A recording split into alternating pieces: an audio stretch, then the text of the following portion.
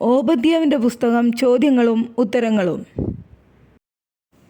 ഒന്നാമത്തെ ചോദ്യം: ആരെക്കുറിച്ചാണ് ഓബദ്യാവിന് ദർശനമുണ്ടായത്?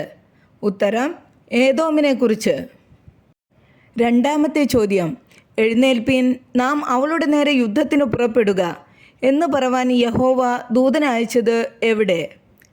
ഉത്തരം: ജാതികളുടെ ഇടയിൽ. മൂന്നാമത്തെ ചോദ്യം: യഹോവ ജാതികളുടെ ഇടയിൽ അല്പമാക്കിയിരിക്കുന്നത് ആരെ? ഉത്തരം: ഏദോമിനെ. നാലാമത്തെ ചോദ്യം: ഏദോമിനെ ചതിച്ചത് എന്ത്? ഉത്തരം: ഏദോമിൻ്റെ ഹൃദയത്തിൻ്റെ അഹങ്കാരം. അഞ്ചാമത്തെ ചോദ്യം: ഏദോം പാർക്കുന്നത് എവിടെ? ഉത്തരം: പാറപ്പിളർപ്പുകളിൽ. ആറാമത്തെ ചോദ്യം: പാറപ്പിളർപ്പുകളിൽ പാർക്കുന്നവനും ഉന്നതവാസിയുമായ ഏദോം ഹൃദയത്തിൽ പറഞ്ഞത് എന്ത്? ഉത്തരം: ആർ എന്നെ നിലത്ത് തള്ളിയിടും. ഏഴാമത്തെ ചോദ്യം: ഏദോമിനെ എവിടെ നിന്ന് ഇറക്കുമെന്നാണ് യഹോവ അരുളി ചെയ്തത്?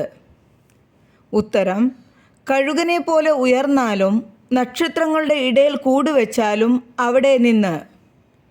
എട്ടാമത്തെ ചോദ്യം: ഏദോമിനെ ചതിച്ച് തോൽപ്പിച്ചത് ആര്?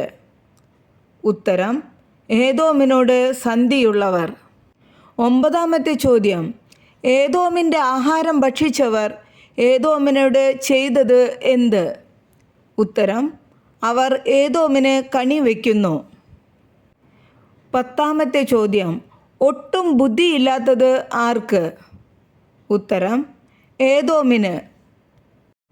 പതിനൊന്നാമത്തെ ചോദ്യം: ജാതികൾ ഏദോമിനോട് യുദ്ധം ചെയ്യുന്ന കാലത്ത് അവിടെയുള്ള ആരെയാണ് യഹോവ നശിപ്പിക്കുക? ഉത്തരം: ജ്ഞാനികളെ.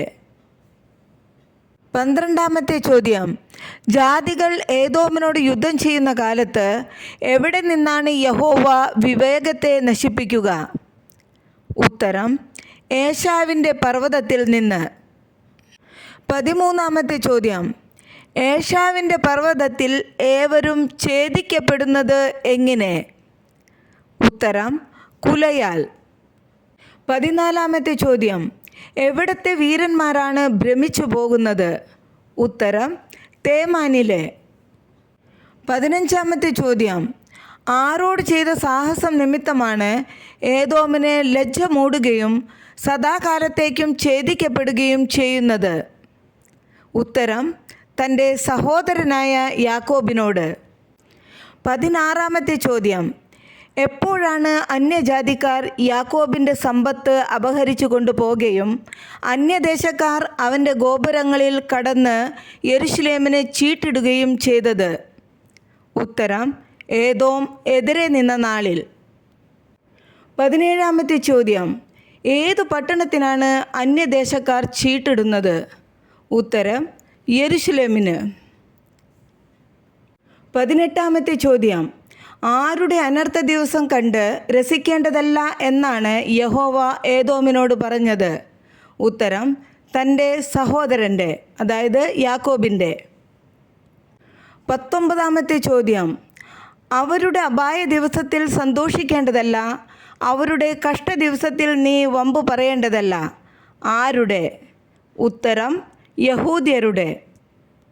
ഇരുപതാമത്തെ ചോദ്യം: യഹോവയുടെ ജനത്തിൻ്റെ അപായ ദിവസത്തിൽ എന്ത് ചെയ്യരുത് എന്നാണ് ഏദോമിനോട് പറയുന്നത്? ഉത്തരം: 1. അവരുടെ വാതിലിനകത്ത് കടക്കേണ്ടതല്ല. 2. അവരുടെ അനർത്ഥം കണ്ട് രസിക്കേണ്ടതല്ല. 3. അവരുടെ സമ്പത്തിന്മേൽ നീ കൈവയ്ക്കേണ്ടതല്ല. 21ാമത്തെ ചോദ്യം: സകല ജാതികൾക്കും ഡേഷ് അടുത്തിരിക്കുന്നു. ഉത്തരം: യഹോവയുടെ നാൾ. 22ാമത്തെ ചോദ്യം: ഏതു പർവ്വതത്തിലാണ് രക്ഷിതഗണം ഉണ്ടാകുന്നത്? ഉത്തരം: സിയോൻ പർവ്വതത്തിൽ. 23ാമത്തെ ചോദ്യം: ആരാണ് തങ്ങളുടെ അവകാശങ്ങളെ കൈവശമാക്കുക? ഉത്തരം: യാക്കോബ് ഗൃഹം. അന്ന്, അതായത് ജാതികൾ ഏദോമിനോട് യുദ്ധം ചെയ്യുന്ന കാലത്ത് ഡേഷ് തീയും ഡേഷ് ജ്വാലയും ഡേഷ് താളടിയും ആയിരിക്കും. ഉത്തരം: യാക്കോബ് ഗൃഹം തീയും യോസഫ് ഗൃഹം ജ്വാലയും ഏശാവ് ഗൃഹം താളടിയും ആയിരിക്കും. 25-ാമത്തെ ചോദ്യം, ഏദോമിനെ കത്തിച്ച് ദഹിപ്പിച്ചു കളയുന്നത് ആര്? ഉത്തരം യാക്കോബ് ഗൃഹവും യോസഫ് ഗൃഹവും. 26-ാമത്തെ ചോദ്യം, ഏത് ഗൃഹത്തിനാണ് ശേഷിപ്പില്ലാതിരിക്കുക? ഉത്തരം ഏശാവ് ഗൃഹത്തിന്.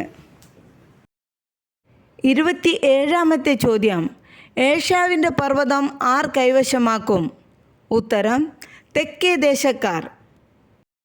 28-ാമത്തെ ചോദ്യം, താഴ്വീതിയിലുള്ളവർ എന്ത് കൈവശമാക്കും? ഉത്തരം ഫെലിസ്ത്യ ദേശം, എഫ്രൈം പ്രദേശം, ശമരിയ പ്രദേശം. 29-ാമത്തെ ചോദ്യം, ഗിലെയാദിനെ ആർ കൈവശമാക്കും? ഉത്തരം ബെന്യാമിൻ. 30-ാമത്തെ ചോദ്യം, തെക്കേ ദേശത്തെ പട്ടണങ്ങൾ കൈവശമാക്കുന്നത് ആര്? ഉത്തരം സെഫാരദിലുള്ള യെരുശലേമ്യ പ്രവാസികൾ. 31-ാമത്തെ ചോദ്യം, സാരെഫാത്ത് വരെ കനാന്യർക്കുള്ളത് കൈവശമാക്കിയത് ആര്? ഉത്തരം പ്രവാസികളായി പോയ ഇസ്രായേൽ മക്കൾ. 32-ാമത്തെ ചോദ്യം, ആരാണ് ഏശാവ് പർവ്വതത്തെ ന്യായം വിധിക്കുക? ഉത്തരം രക്ഷകന്മാർ. 33-ാമത്തെ ചോദ്യം, രക്ഷകന്മാർ സിയോൻ പർവ്വതത്തിൽ കയറി ചെല്ലുന്നത് എന്തിന്? ഏശാവ് പർവ്വതത്തെ ന്യായം വിധിക്കാൻ. ഓബദ്യാവിൻ്റെ പുസ്തകത്തിലെ ചോദ്യങ്ങളും ഉത്തരങ്ങളും ഇവിടെ അവസാനിക്കുന്നു. ഈ ചോദ്യോത്തരങ്ങൾ നിങ്ങളുടെ ബൈബിൾ പഠനത്തിന് സഹായകരമാകുന്നുവെങ്കിൽ ഈ ചാനൽ സബ്സ്ക്രൈബ് ചെയ്യുവാൻ മറക്കരുതേ. നന്ദി. ദൈവം നിങ്ങളെ അനുഗ്രഹിക്കട്ടെ.